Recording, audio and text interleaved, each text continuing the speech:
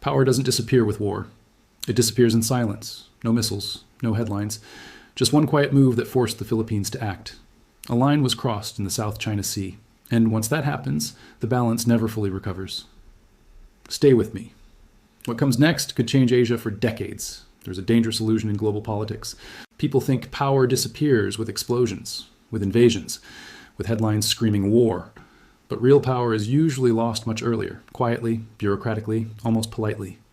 The moment a country realizes it needs protection is rarely the beginning of the crisis. It is the moment the crisis has already matured. And in the South China Sea, that moment may have already passed. Nothing dramatic happened. No missiles were launched, no ships were sunk. Yet something irreversible shifted.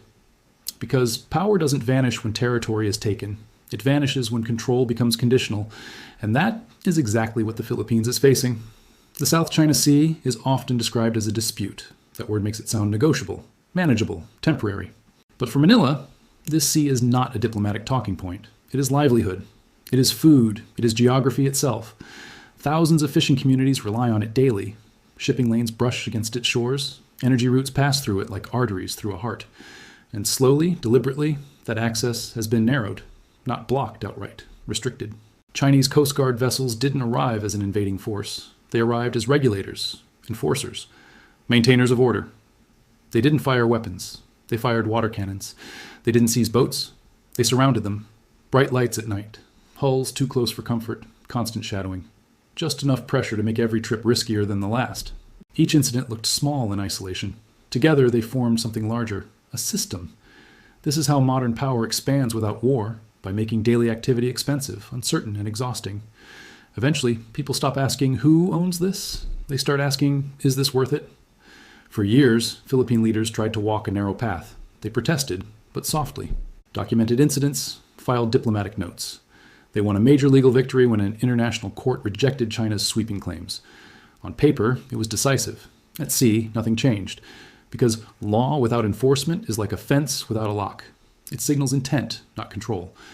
The real turning point didn't come from fishermen, it came from logistics. A rusting Philippine naval vessel, deliberately grounded years ago to maintain presence, became the focal point. Resupply missions were blocked, repeatedly, food delayed, equipment damaged, boats turned away. This wasn't harassment anymore, it was leverage. If a country cannot sustain its own presence, then sovereignty becomes ceremonial. Flags still fly, maps remain unchanged. But reality bends. And that's when Manila faced a question no smaller state ever wants to answer. Do you endure erosion quietly, or do you ask for help and accept what comes with it? That decision marks the difference between independence and alignment, and the call went out. But what happened next didn't just involve two countries. It activated a system that hasn't been tested this openly in decades. Alliances are strange things. On paper, they look permanent, solid, reliable. In reality, they are dormant machines, silent until pressure flips the switch.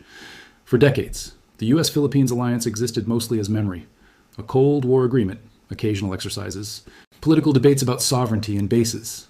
It was an insurance policy no one wanted to cash in. Until now. From Washington's perspective, the Philippines is not just another partner. It is geography with consequences. Its location matters. Near major sea lanes, near Taiwan, near every contingency planners worry about but hope never arrives. If the Philippines loses control without resistance, the message is devastating. It says pressure works. It says alliances hesitate. It says smaller states stand alone when tested. And that message would not stop at Manila. That's why Washington responded. Not emotionally, strategically. Joint patrols expanded, base access widened, intelligence sharing deepened, each move defensive in isolation. Collectively, a signal. But here's the paradox. China does not see reassurance. It sees containment.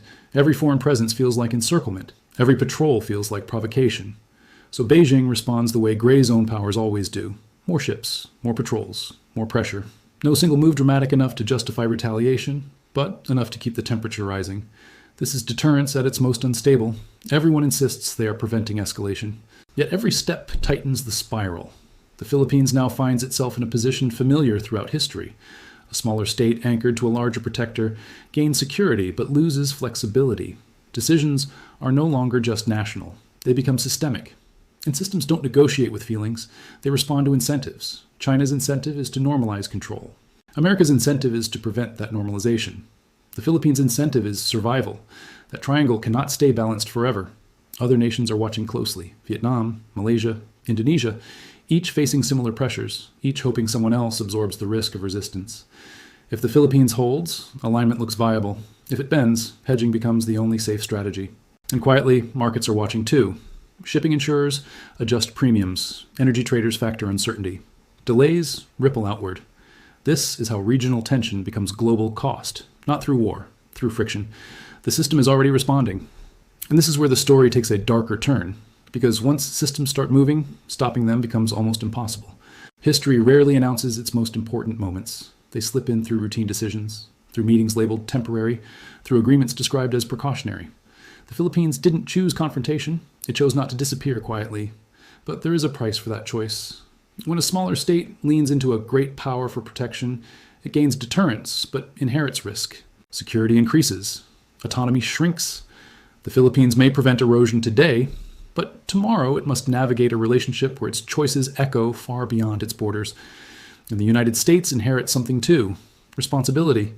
If deterrence fails, credibility is tested. If restraint fails, escalation becomes harder to control. Neither side wants conflict.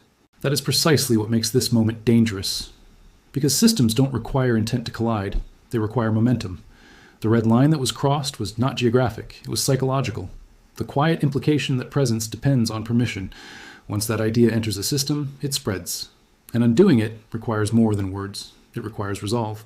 The question now isn't whether China pushed too far. It's whether the next line can be drawn and defended without snapping the system altogether. The most dangerous phase of global politics is not war. It's the period when everyone insists they're still avoiding it. That's where we are now. Beneath the headlines, beneath the statements, in the slow tightening of commitments that will shape decisions long after today's news cycle fades. Final rehook and outro. Most people will never notice this moment. There will be no parade, no declaration, no dramatic countdown.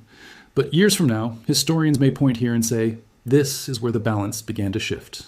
If you value deep, calm, and honest analysis beyond the noise, make sure to subscribe to Economic Tales, share your thoughts below, and stay curious. Because the world doesn't change all at once. It changes quietly until it doesn't. And that's when everyone realizes it was already too late.